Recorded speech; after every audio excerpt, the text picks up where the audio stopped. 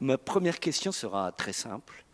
Pourquoi se frotte-t-on à ce livre, réputé inadaptable pour le théâtre? Pourquoi se bagarrer avec lui?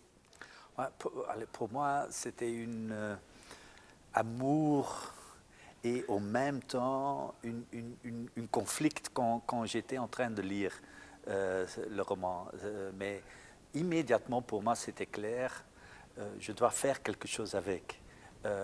Pour moi, bien sûr, le contenu est très important parce que pour moi, ce n'est pas seulement la Deuxième Guerre mondiale qu'on parle, mais aussi toutes les tendances et comment la langue influence une autorité totalitaire. Et des choses comme ça, pour moi, c'était immédiatement qu'on a trouvé. Et la question que Jonathan Littell propose, qu'il dit qu'il y a un monstre dans chaque humain et beaucoup des humains ou d'humanité dans un monstre. Et cette discussion, pour moi, c'est très important pour demander aussi, pas seulement aux lecteurs, mais aussi au public dans la salle. Le sujet le plus important des Bienveillantes, c'est la banalité du mal. Oui, et ça, le roman commence, mais aussi le spectacle commence dans une manière très directe où le personnage principal dit au spectateur, moi je suis faux, j'ai fait des bêtises horribles, mais vous, dans mon position, probablement, vous avez fait exactement la même chose. Et cette question, pour moi, ça c'est une question qu'on doit répondre chaque spectateur. Personnellement. Voilà. Je pense que ça c'est important, même aujourd'hui, Après, de réfléchir sur ces idées. sur cette idée. Ouais. Après, il y a un autre pari, qui est le pari de l'adaptation au théâtre. Comment fait-on pour montrer Stalingrad? Comment fait-on pour montrer Auschwitz sur une scène de théâtre? Oui, pas par illustrer, parce que pour moi, c'est comme ça, pas. Comment vous dites ça? Pas comme illustrant. Voilà, tout Voilà. à fait. Merci. Pour moi, le théâtre doit développer l'imagination. On voit dans le télé, dans les magazines, on a beaucoup des informations exactes. Et l'horreur, hier soir à Bruxelles, on voit chaque jour des horreurs terribles. Alors, les images, on connaît.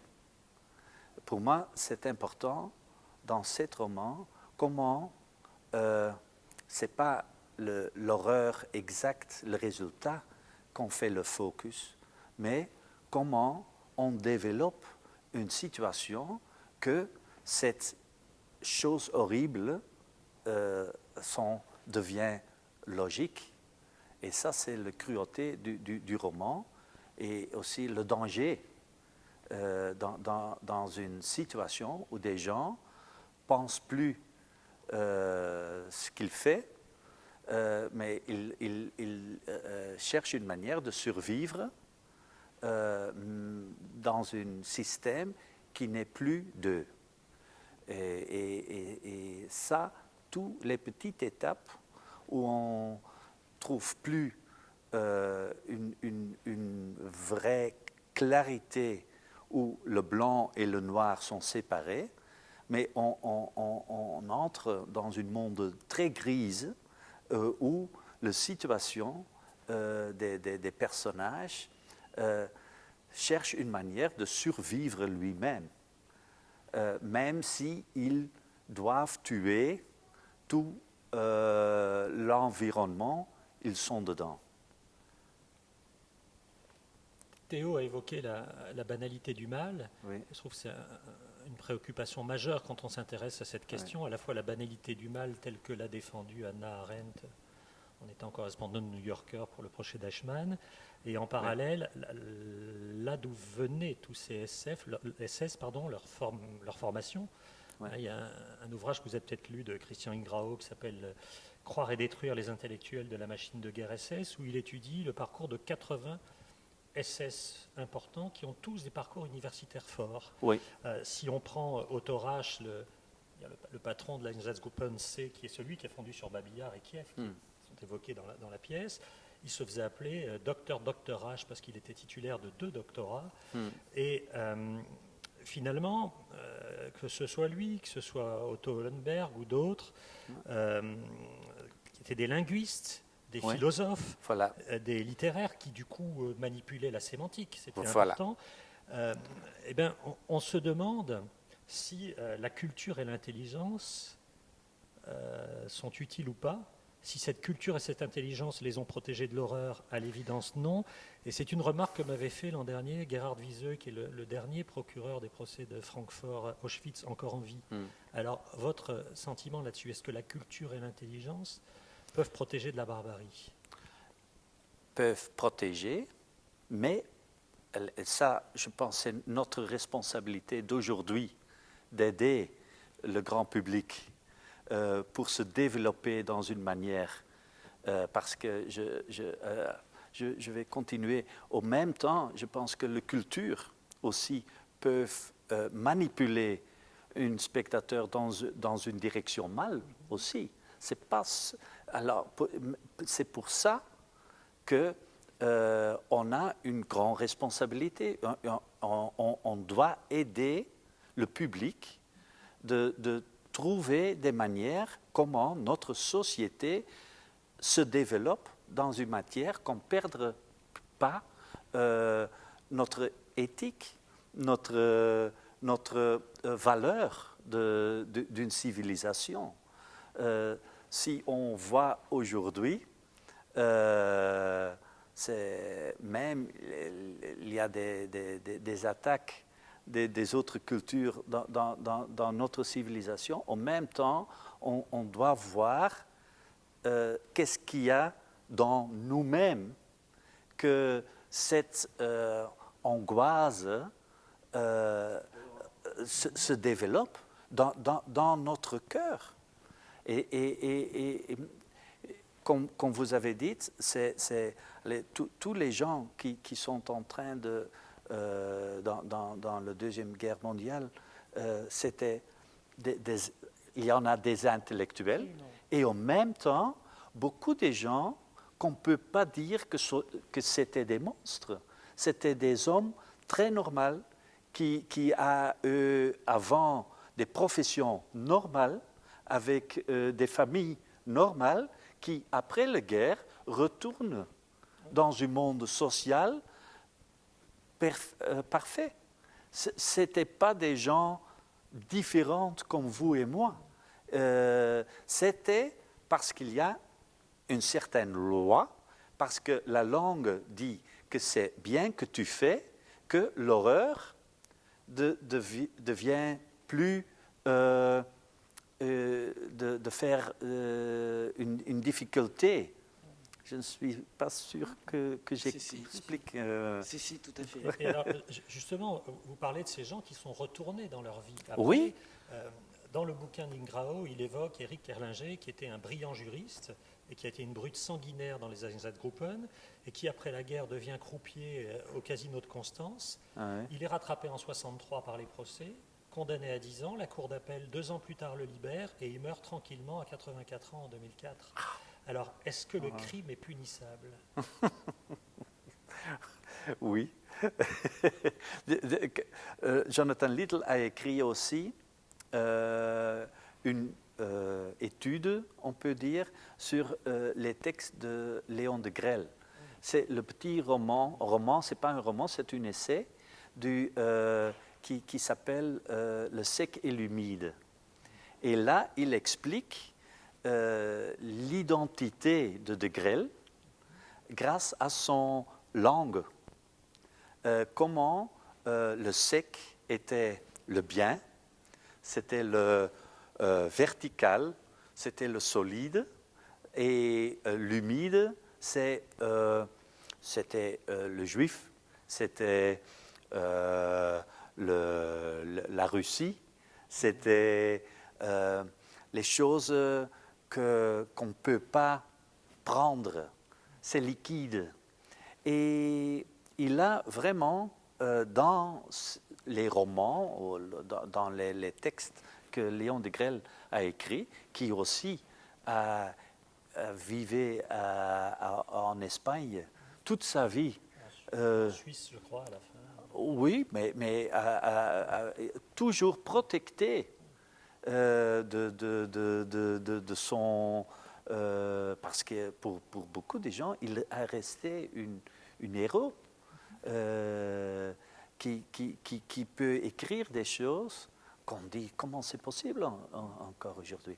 Mais tu vois comment il écrit, il donne lui-même une certaine identité fictive, mais grâce à cette langue, on voit indirect aussi une certaine psychologie qui est, comme Adorno aussi explique, une identité autoritaire. C'est des éléments psychologiques qui aident, ou la langue aide une certaine direction de avoir la possibilité de faire des choses que normalement tu ne vas pas faire. C'est très important ce que vous dites. Avant de construire à Auschwitz, il faut trouver les mots qui permettent de construire à Auschwitz. Voilà. La sémantique est au cœur, quand ouais, on parle de oui. la solution finale. Voilà. Que mettons derrière ces mots? Et allez, ça aussi, dans le spectacle, on explique comment le mot Endlösung, je dois dire, change chaque année dans la guerre. Endlösung, c'est une jolie mot. Au commencement, c'était vraiment, on doit changer les positions. Mais allez, doucement, c'est bien sûr quelque chose plus cruel que le commencement. Mais le mot est joli. Comme le traitement spécial. Voilà. Et alors, et cette chose, ça c'est important qu'on voit ce système, comment la langue nous peut forcer dans une certaine direction. Si après, si on va à Rwanda, par exemple, où les petits villages qui ont, eux, des radios, avec l'information que cockroach, comme on dit ça, c'est cucaracha, les cafards, c'était... Quand on entend toujours notre ennemi est un cafard, il n'est plus humain. Et dans le radio était très important dans ce moment-là, même si beaucoup des années après la Deuxième Guerre mondiale, où il influence un public dans une manière que dans tous les espaces où ils ont eu une radio, que les cucarachas étaient vraiment tués. Supprimés. Alors, on voit dans un moment comme ça, comment la manipulation du langue en force des idées politiques. Dernière question, vous avez passé presque 1 an et demi dans le texte des Bienveillantes. Comment on en sort? Qu'est-ce qu'on a envie de dire quand on voit l'actualité du monde d'aujourd'hui? Pour moi, c'est important que tout le monde lit ce roman. Ça reste, c'est pire pour dire, mais c'est l'idée que Jonathan Liddell nous propose et le danger que le monstre peut, si on ne garde pas attention, que le monstre, même dans notre civilisation, peut grandir. Parce que le monstre est en nous, finalement. c'est pas un monde idéal aujourd'hui. Je pense que c'est très le risque que le monstre dans notre civilisation se entre est toujours là. Si on voit maintenant la combinaison que notre pays, notre Europe, perdre ses idéaux, ses idéaux politiques, ses religions, tous les idées grands, on devient très fataliste. Et dans l'autre côté, on a des émotions très populistes. Et le balance entre les deux, maintenant, ça change rapidement. Et le danger, comment ça ouvre des autres portes dangereuses, pour moi, est important. Et je pense que aussi l'artiste d'aujourd'hui doivent responsabiliser nous de ne pas dire qu'est-ce qu'on doit faire, mais de repenser notre situation dans notre société. Je crois que votre travail, c'est un vrai devoir, effectivement, à une époque charnière où les témoins sont en train de disparaître tous. Oui. Donc il faut porter la mémoire autrement. Oui. Et c'est un peu ce que vous faites. Voilà. Pour moi, de réfléchir sur l'histoire, ça nous aide de changer le futur. Et en même temps, je suis sûr, parce que beaucoup de gens dans le roman disent « Ah, mais moi je suis un seul individu, qu'est-ce que je peux faire ?» Et je pense que chaque individu a une certaine responsabilité. Ce que vous faites finalement, c'est de passer de l'histoire individuelle à l'universalité. Voilà. Merci. Je ne peux pas dire meilleur. Merci, M. Cassier. Merci Merci à vous.